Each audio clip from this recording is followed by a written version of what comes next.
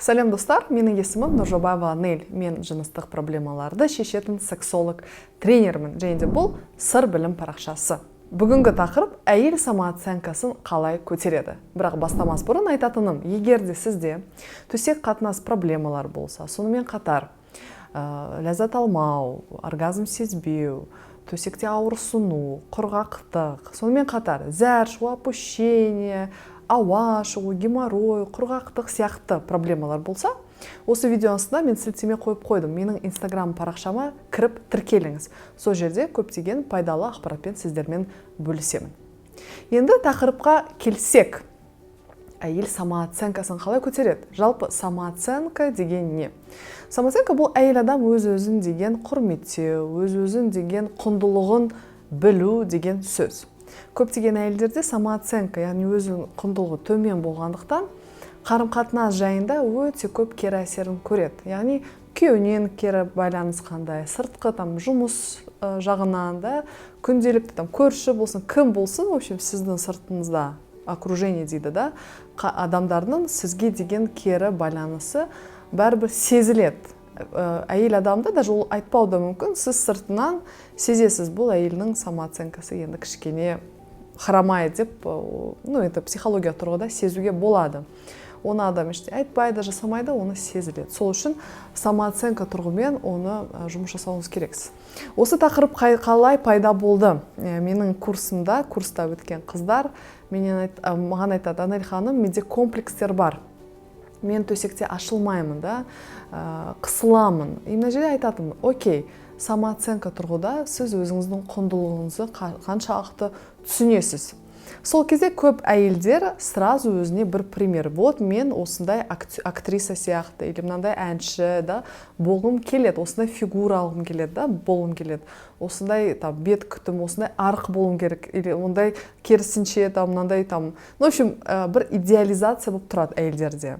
Бұл ең басты қателік, ең бірінші идеализацияны вообще алып тастаңыз.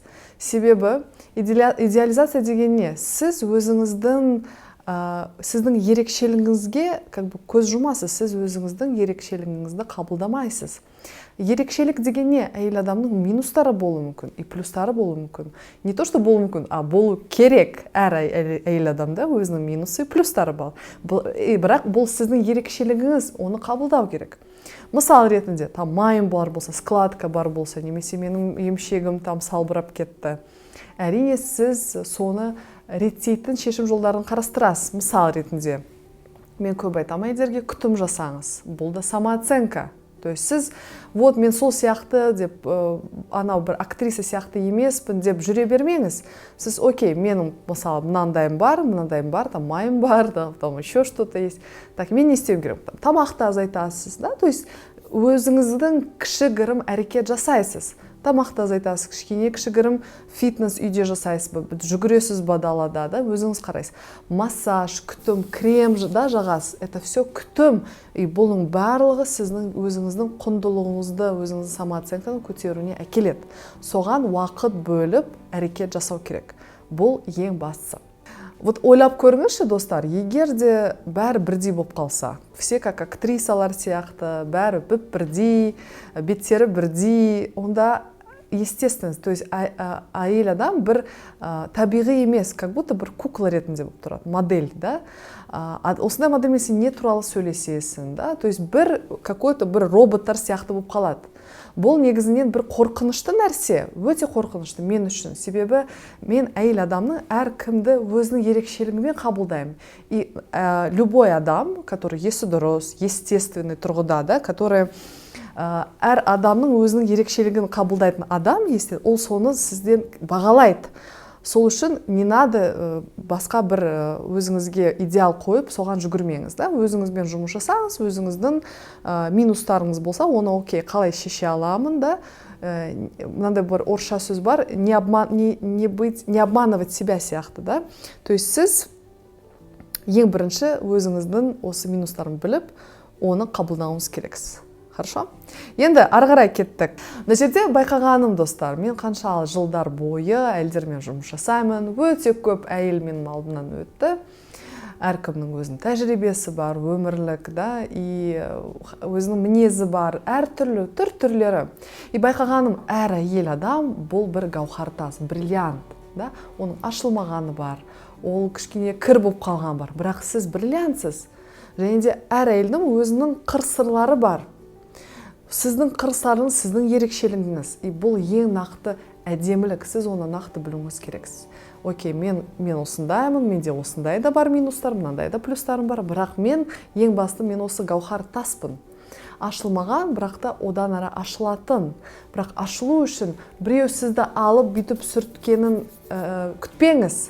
Өзіңізді алыңыз, және де мен қандай әрекет жасауым керекпін осындай болуым үшін өзіңізбен жұмыс жасаңыз. Сол кезде сіздің самооценкаңыз автоматически өседі. Ол сіздің сөйлегеніңізден білінеді, қоршаған ортамен деген қарым-қатынаста білінеді, сізге деген внимание қандай болады, сізден деген қандай сізге отношение болады, соның бәрін сіз байқайсыз. Сол үшін құрметті әйел қауым да еркектерді көрсе жақсы, енді сіз өзіңіздің өміріңізді өз қолыңызда алыңыз. Егер де сізде самооценка төмен болса, бұл бір үлкен мәселе емес, бұл барлығы шешіледі, просто ерінбей, жертва позициясына кірмей әрекет жасаңыз. Сол кезде өміріңіз күшті бір жаңа деңгейге көтеріледі. Осы видео сізге ұнады деп мен ойлаймын. Пікір қалдырыңыз, ұнаса лайк басыңыз.